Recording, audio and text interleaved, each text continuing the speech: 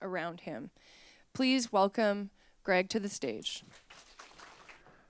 Well, good evening, everyone, and thank you, Melanie, for that introduction. I am so excited to be part of TEDx, and I just want to thank those that invited me this evening. I'm really excited, and I'm excited not just to contribute, but to hear some of the other talks that are coming as well. My angle on change is this. How can changing our minds, or more specifically, how can changing our mental negative narratives influence those that we have influence on? I want to start off tonight by offering an analogy that I think will help us imagine, if you will, what I'm talking about tonight. Are you ready for an imaginative exercise? If you will, I want you to imagine with me a person standing alone on a stage. You got it? Now, that person is going to symbolize, in the analogy, our conscious mind. In other words, the part of our mind where we're aware of what we're thinking. Now, if you're thinking, I don't want this guy to represent my conscious mind, that's good, because I don't want to represent your conscious mind. So picture yourself on a stage. Now, anyone that stands on a stage typically knows that there's always a crew that goes along with the cast. And so as we continue in the analogy, let's also picture now the backstage crew that supports the cast. And we're going to call the backstage crew our subconscious mind, which many of us know just refers to that part of our mind that sort of exists beneath our awareness. Now, just in the same way where me standing on a stage tonight, I'm sort of at the mercy of the backstage crew in the room here. The man working the mic who set me up just moments ago could really sabotage my presentation. Or the person on the lights could probably dim them and it would really change the vibe. In the same way, when we think about our internal cast and crew, we're naive if we don't recognize that subconscious mind or our backstage crew has the capability to really affect whatever we're trying to do in our conscious mind. You know, some examples of how this shakes out. Maybe you are like me and you've had examples where you've left work and you've had an exchange with a colleague, and for the rest of the evening, it's turned into this inner argument where you're battling an imaginary person, someone you know, but you're having this argument proving all the ways that you're right and they're wrong. Or have you ever had a situation where you know you're overreacting, but you can't figure out why? Or like me, maybe you have moments where there's this voice in your head that's very negative, and as much as you're trying to live into the positive version of yourself, it's like this voice bubbles up from your subconscious mind and tries to somehow sabotage you. This is all sort of in the arena of how our conscious mind and subconscious mind interact, of how the person on the stage, in the metaphorical sense, and our backstage crew have this interplay. One of my favorite pastimes in my downtime is to go mountain biking.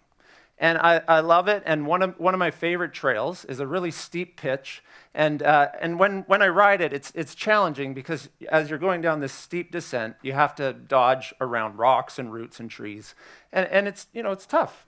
That's what makes it fun. But as the season goes on and the trail gets ridden over and over and over, and as rain starts to fall, something inevitably happens to the trail. What used to be like a 2-foot wide trail that's easy to navigate through different routes gradually becomes a V-shaped rut. And where that sounds like it's not a big deal, it actually becomes very challenging because a bike tire fits lodged directly in the bottom of the rut. And it's almost like you're no longer riding your bike, but you're riding the rut. Now, in this moment, we kind of have 3 options in mountain biking. We can either ride the rut and just sort of see what happens, hoping that no obstacles have fallen into the rut and that will kind of dislodge us from our bike when we hit them. Our second option is we can give up, say, you know what, I'm not mountain biking today, this is too challenging, and we pick up our bike and we hike the trail down. Or the third option, and probably the best, is we gather a crew of people with rakes and shovels and we backfill this rut so that we can restore a neutral riding environment, which I feel like I'm doing like a plug for Fraser Valley Mountain Biking Association. So if you have a passion to use a shovel, I think they need volunteers. But when we portal that over to the analogy of those mental ruts that we're talking about, we kind of have the same three options, don't we? We can either ride the ruts that have been well established in our subconscious and a subconscious mind and hope that we don't inevitably run into some obstacle that dislodges us, or we can be avoidant.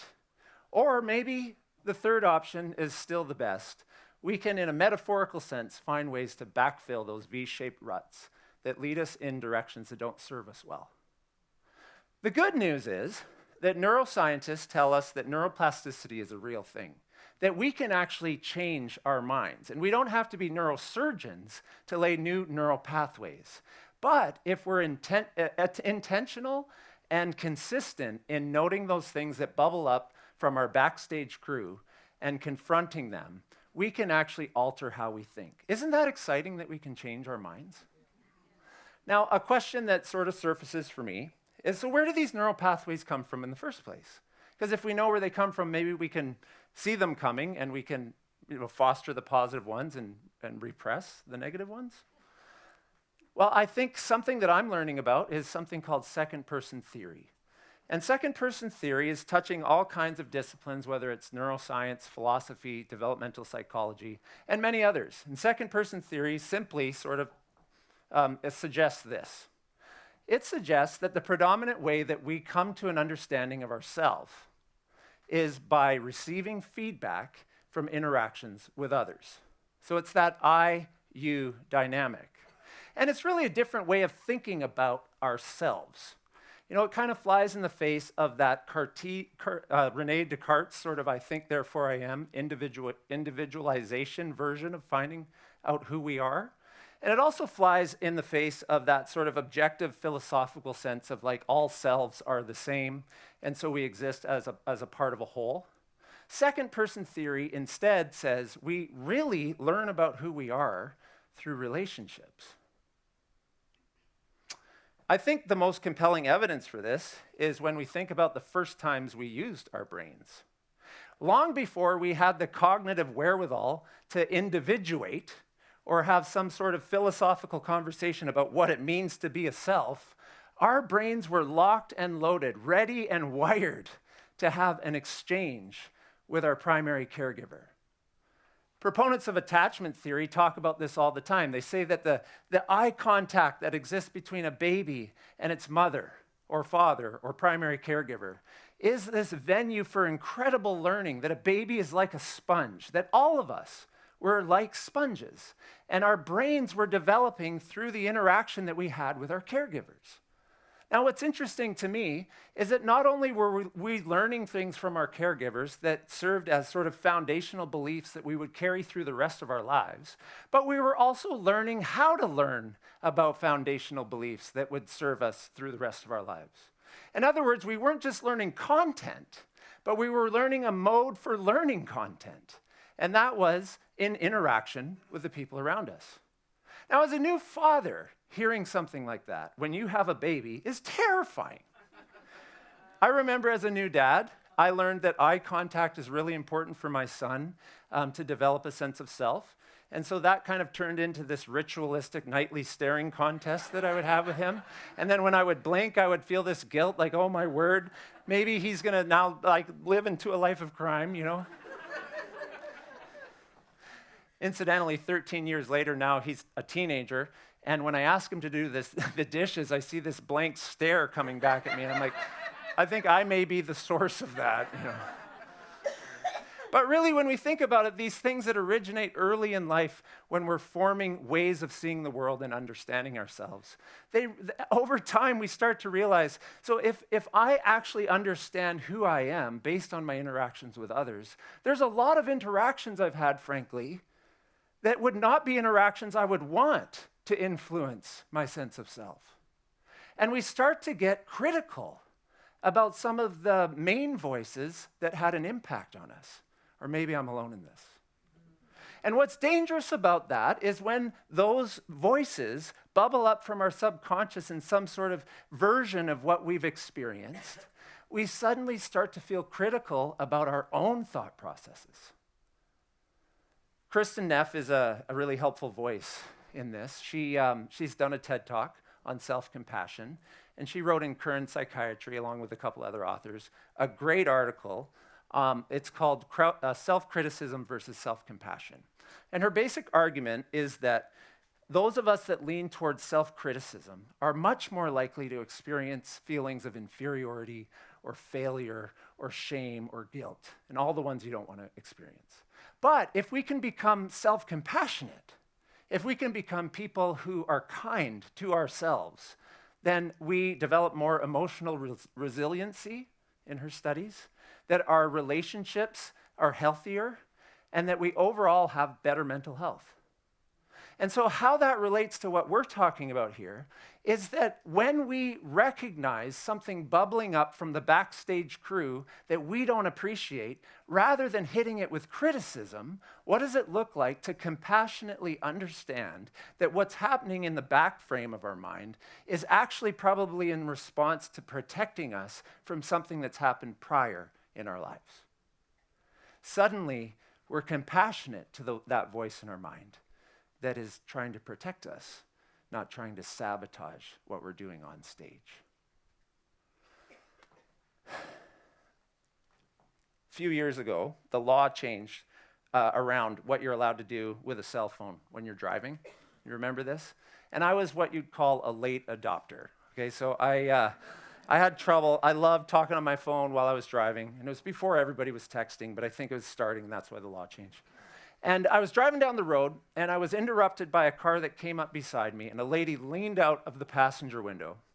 And in probably her least flattering voice, I would say, I don't think anybody knows what a battle axe looks like per se, but I may have met one. So I could describe her if you like. But she leaned out the window, and she sneered as she said, "Hey, why don't you focus on your driving and get off your cell phone?" Just like that. I'd be lying if in that moment I didn't say I was triggered a little emotionally. And my backstage crew and onstage person were having an immediate dialogue, you know? And it went something like this.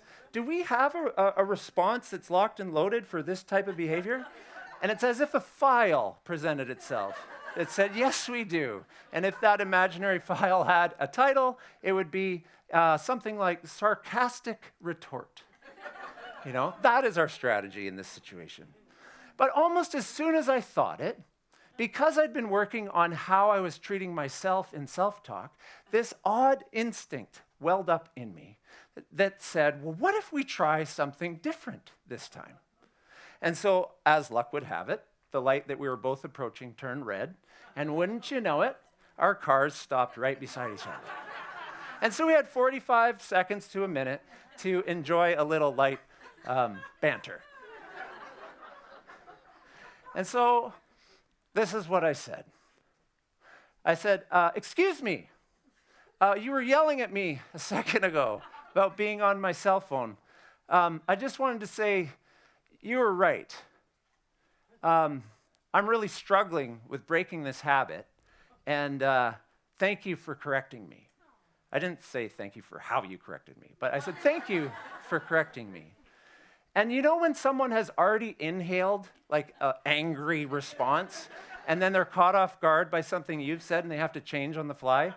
That, like her version of that looked something like, and then she said, well, okay then. And before that light turned green, it was like 1,000 little neuroscientists had come into my mind with shovels and were backfilling this V-like rut that I call sarcastic retort. Now, just before I leave this story, if that woman is in the room, I don't think you're a battle axe. I mean, you sounded like one and you looked like one, and I've still got some work to do on the sarcastic retort. It's going to take more than 1,000 mini neuroscientists.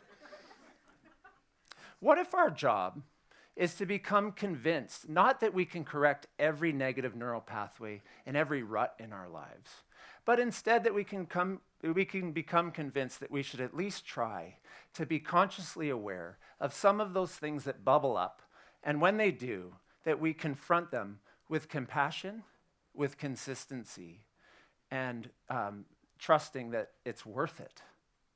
It's worth it because it affects us personally, and it's also worth it because those people around us that we have influence on, whose lives we're speaking into, whether we're trying to or not, especially the ones we love the most, we're their other person.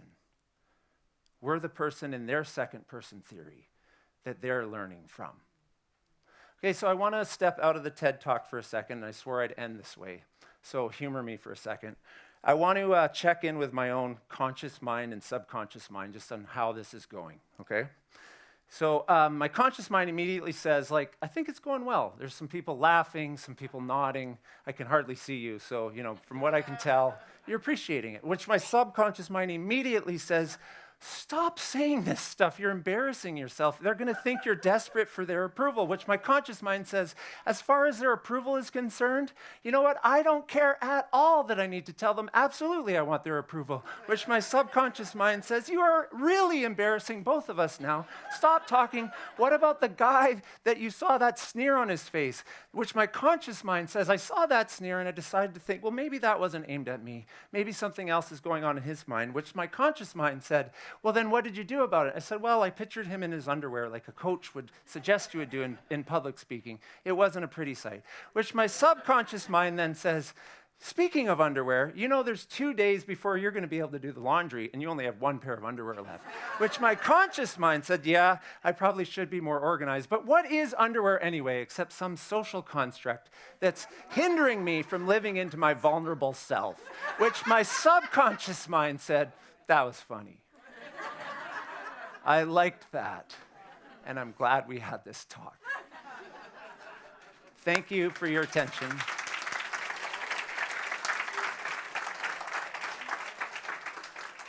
Thank you for listening, and in closing, as a person standing alone on a stage, I want to thank my backstage crew, both of them.